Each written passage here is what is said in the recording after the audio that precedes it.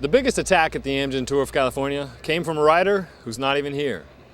Late last night, Floyd Landis threw a fireball into the race when he admitted that he had doped throughout his career and alleged that Lance Armstrong and Johan Bruyneel had taught him how to dope. There was some joking today in the press room that Armstrong had crashed out today intentionally to avoid the attention.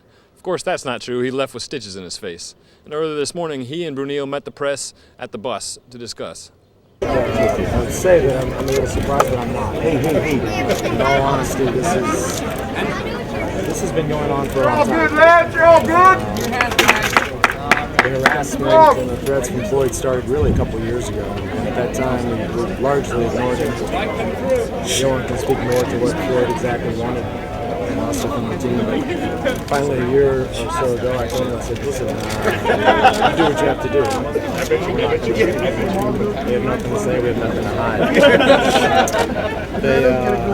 They started again with some consistency and with some energy about a month ago before this race. When Floyd continued to email and text and call and harass other people, myself, Johan, Zabriskie, Levi, Andrew Messick, the CEO of Amgen, right around the time that they were trying to get in this race. Floyd made pointed threats to Messick and to the leadership of Amgen that if he wasn't running the race, he was going to say X, Y, and Z about their product. But I think I would remind everybody that this is a man that, first of all, from our perspective, and from what's gone on at US Postal and Discovery and all of those tours, we have nothing to hide. We have nothing to run from. If anybody has any questions, we're more than happy to ask them. But I'd remind everybody that this is a man that's been under oath several times. This is a man that wrote a book for profit.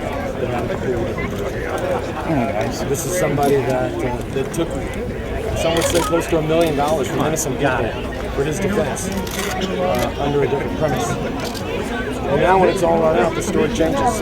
So we're just as, I should say, we're a little confused, maybe just as confused as you guys, but with regards to the specific allegations, the specific claims, we're not going to get into it. I'm not going to waste your time or my time. I think history speaks for itself. We've all followed this case for the last 4 years. We followed Floyd winning the tour. We don't know what he did or didn't do when he was on the tour. We can only speak about what he did. We followed the case. We followed all the drama with regards to the case. And now we see something different. So that's about it. Could you respond specifically to Floyd's claim that you and Johan taught him how to dope? Other than saying it's not true? I don't know what your response is. As I said, we can only speak about what happened on our team. I can't tell you what happened at Phonak. I can't tell you how he won the 2006 Tour de France. It's compelling that in all of this, the one thing that brought this about was the testing positive for synthetic testosterone, and that's not.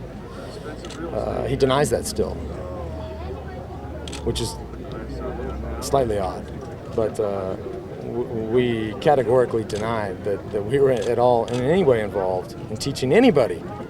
Forget about Floyd. Teaching anybody how to do that. It came late at night yesterday, but it's not like we all of a sudden fell out of the sky. We knew this since Sacramento or even a lot earlier. So obviously I was aware of it, Lance was aware of it, the teammates were aware of it. We're going to try to not let it be a distraction as good as we can. And now I'm going to go into the bus and talk about today's stage and see how we can try to win this Tour of California. All I have to say, I guess, about the situation is that, Floyd Landis is, his mission speaks for itself. The only thing that I know for certain is that I would never work for an athlete who I knew to be taking performance-enhancing drugs, and that's it.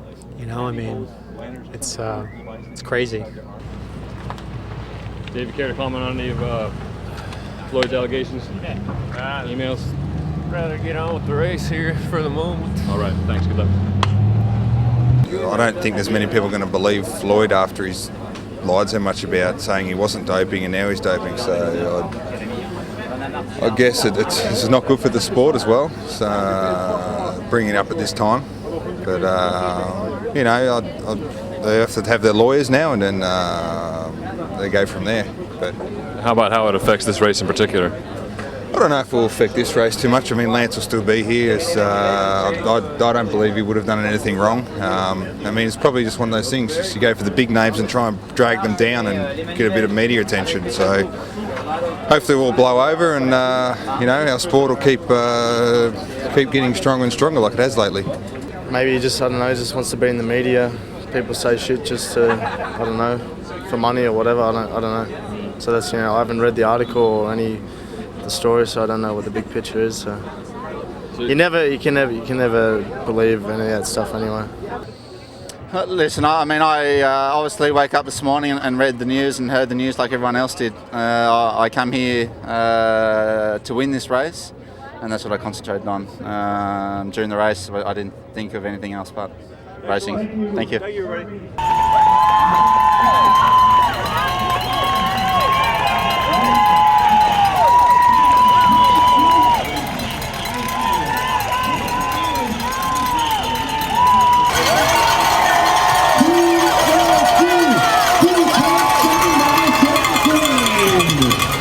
You know, these races really come down to bonus seconds. They're saying that tomorrow's a very tough day, and also the time trial on Saturday. So there's a lot of racing to go, but you know, first and foremost, I'm very happy with today's ride.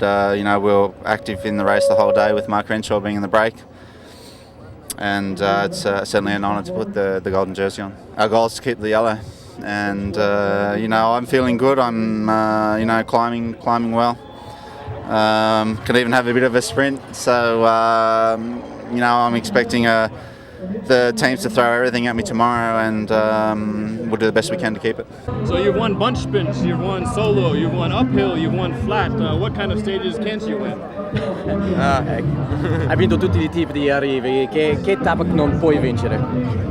Non lo so, perché adesso è... Says he doesn't know what kind of stage he can't win yet, but today was really great for him. He says, you know, where there's not a big climb, but a medium to small climb at the end with a finish in a sprint, he's pretty good for that. Così corta e forse questo per me.